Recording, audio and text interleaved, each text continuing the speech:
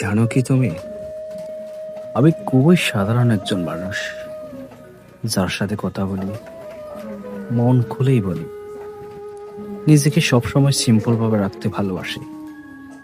আর হ্যাঁ, আমি যারা আপন মনে করি তার জন্য সব কিছু উজাড় করে দিতে রাজি।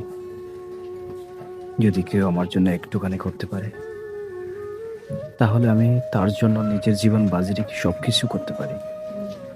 আমি চাইলেও কারোর সাথে খারাপ আচরণ করতে পারি না।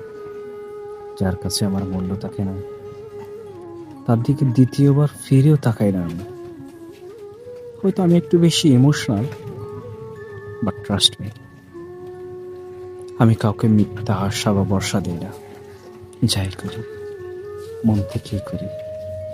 হ্যাঁ, এটাই আমি, এটাই আমার সবচেয়ে বড় পরিচয়।